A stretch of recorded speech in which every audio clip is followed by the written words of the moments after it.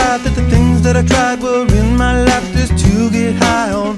When I sit alone, come get a little known, but I need more than myself this time. Step from the road to the sea to the sky, and I do believe that we rely on. When I lay it on, come get to play it on, all my life to sacrifice. Hey, oh, listen what I say. When the year began, there were times whether I was unsure. Okay, I'm sorry. When the year began, there were times whether... Sorry, it gets really boring, all the editing. Mr. Hermione, I just figured it out. I answered the question from the board in the hallway. Well, I know what year Columbus discovered America. 1982! Kids in Miss Peterson's class are taking off their pants. But you have to give me the note. You can't be doing that in class. And so he's like, fine. And he takes it out of his pocket and ate it. At that point, I was like, where is this year gonna go? I had a moment about 3 weeks into school when I realized I am my mother. It was in my voice, it was in my actions, and just the way that I saw the kids. But I definitely heard, in the little sayings too, was my mother. I just remember my first day of school, walking outside to greet my kids in my preppy tie and my suit, and to come to find out that they're as nervous as I am. Mi nombre es Patricia Salazar. Yo pensé que iba a entrar, estar con niños un poco, pero nunca pensé que el trabajo iba a ser tan duro, pero también a la vez algo tan bonito. When I started out my year at Montgomery Catholic, my #1 goal, even though I was teaching English and religion, was to teach the kids how to think rationally. We did debating, we did logical thought, we did Aristotle. Well, at the end of the year, some of my students were switching schools. Well, a couple of them wrote me notes. One of them in his note said, Miss Sullivan, I think that all your classes could just be renamed thinking class. When your worst student becomes your favorite student by the end of the year, it makes me think we are capable of ordinary magic. Get to play it on all my life to sacrifice. Hey, oh, listen what I say. Thanks for coming in for parent-teacher conferences today, Ms. Baudenet. I wanted to let you know that your son, Billy, has been making significant improvements in the areas that we discussed previously, but he's still having difficulty focusing and listening to what I'm saying in class. I'm sorry, what? Your son, Jimbo, is being really, really aggressive. Aggressive? What do you mean aggressive? He's being. Oh, that is not what I have taught my son. He's getting a whooping tonight. No, please. I hate to throw big letters at a new teacher. I hate to do that to you, but get ready. Now, she has what we call ADHD, and for that, she has an IEP. She has an IEP? Now, Mr. Vandenboom, I gave that to you. No, ma'am. Yes, I did. She's been having difficulty staying organized in class, particularly... Now, hold on. I'm sure I have it right here. Now, you just hold on a minute. I'm sure I have it. Your daughter, Jess, has been passing love notes around class recently, and it's been very distracting to the gentlemen in class. What kind of love notes, Mr. Vandenboom? The inappropriate kind.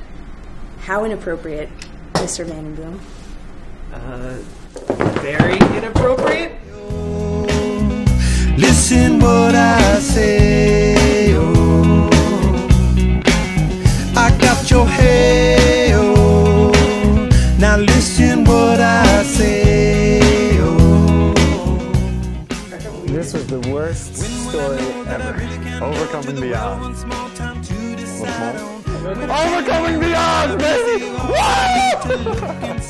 When I think of community in Dallas, I think of a tube of Jacqueline, the roommate with the Sam's Club card. And in ACE communities, you never want to be the roommate with the Sam's Club card.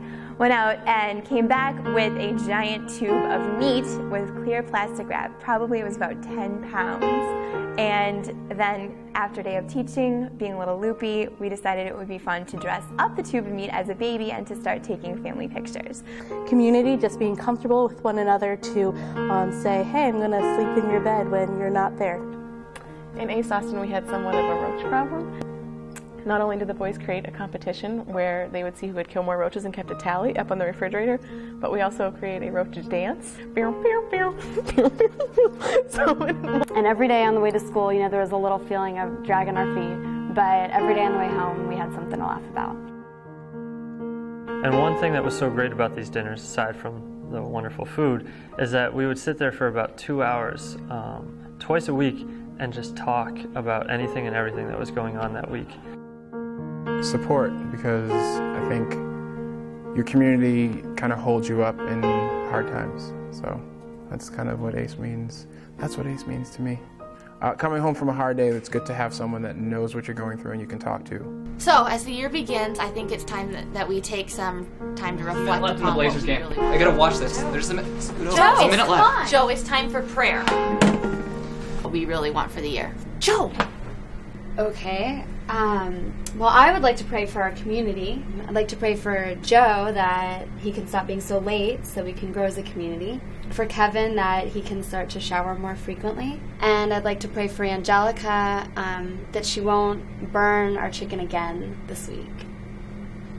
Dear God, the chicken was well done.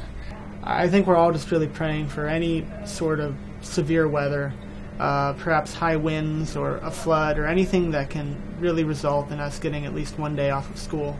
I think that would be really powerful for us as a community. Listen what I say, oh,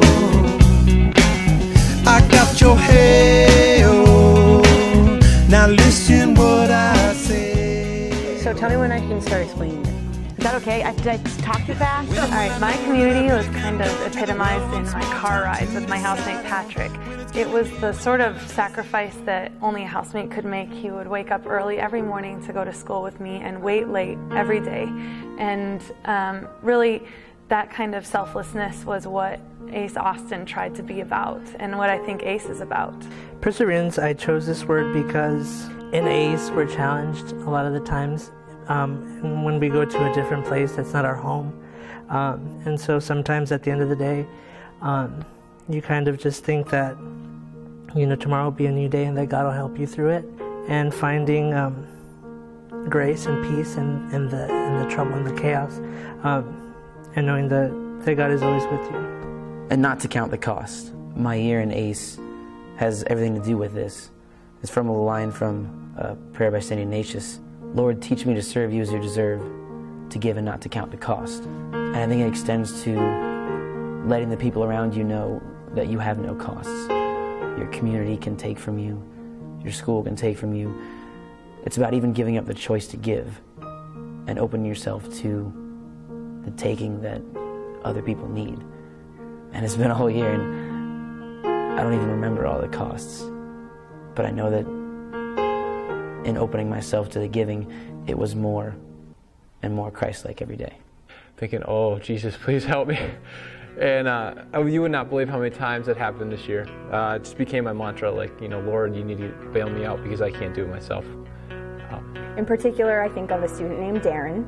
I teach in Baton Rouge, and he is from New Orleans. His family lost their home during Hurricane Katrina and were relocated. And so he entered our school as an 11th grader with no friends, living outside of the parish for eligibility for sports. Just felt very, very alone. And Darren and I would speak almost every morning before school. I would just touch base with him, see how he was doing, remind him that I was there for him if he needed anything. And by the end of the year, after some big ups and downs for Darren, he came back to me and told me that he felt like he really found his place in our school community. He felt like he made friends, and he said that most importantly, he felt like he had developed a relationship with someone who he knew that he could rely on when he needed something. And one day after a very long day in class, I got a note from one of my students, Damien. It said, "Dear Mr. Manny," and my name was spelled wrong.